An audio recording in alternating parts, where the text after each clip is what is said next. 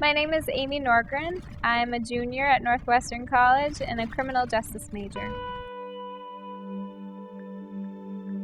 Before coming to college, I grew up in Duluth, Minnesota with my parents and an older brother and older sister, and I was very involved in high school with show choir and tennis and sports. I loved church. I grew up in the church.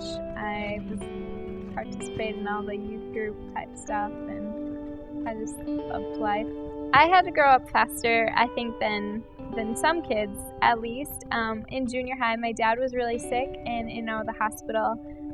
He was kind of close to even having a liver transplant and close to death a few times. The Lord definitely saved him. But just my sister started taking drugs, and my brother was really involved in the family a whole lot. And I just remember my mom, she was just really stressed, and I was just the one to comfort her and be there. And God really was my source of strength in that time, because I really felt like I was the one in this eye of the storm and everything was going on around me, and but I had the Lord to hold on to. And so that definitely, I think, gave me a lot of wisdom before my time in seeking the Lord's face and just being blessed with joy through it all. Oh man, the joy of the Lord, seeing things rightly, asking the Lord. Oh, He has created in such a way that when we are satisfied in Him, when we seek His face, when we know that we are weak, He loves to fill us up. He loves to give us strength. He loves to pour out His joy in us because He takes delight in us. He loves His people, and I don't even know half the time, because it doesn't come from me. The joy of the Lord comes from the Lord, and so I don't know, but it makes me excited talking about it. Practical applications for maintaining joy, maybe in a difficult situation, is like the disciples when they were persecuted in the name of Christ. I just keep thinking about that. They went away rejoicing and dancing and singing, because what an honor. Because the God of the universe has chosen them to bear His name.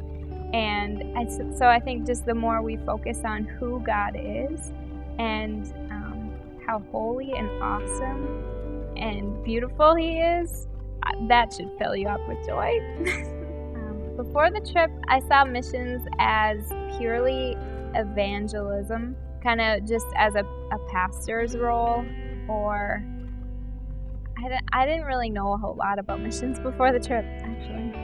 After the trip, I saw missions as more of a cross-cultural ministry, and just doing what we do in America, being an ambassador for Christ and letting Christ shine through us, but just to other cultures. So whether it's just hanging out with them, teaching English, playing sports, whatever it is you're doing in another country, that is missions. One thing that I experienced while I was in Thailand was seeing the beggars and the children beggars, and that was probably the hardest thing I've ever seen, and not knowing what to do with that, especially being there short-term missions, not having the resources to get them help or being able to know what to do. I mean, we could go and buy them food and maybe pray for them, but the language barrier and only having one encounter with them, that was difficult. There's a lot of different things that you encounter doing missions, and I think it's so crucial to bring it back to the Lord, to have worship, to have prayer times. And a lot of times we were distracted and kind of still doing our own thing, but we have to know missions is God's purpose, God's will, and we need to keep seeking His face through it all. I feel so much more connected to other parts of the world now, because I've met people. They're real. They're living their lives. Like when we hear of the tsunami in Japan, we were there in that airport. Those people are there, and it gives more of a love to pray for the people and to really care and see them more as God's children. I'm Amy Norgren, and I'm tearing the veil.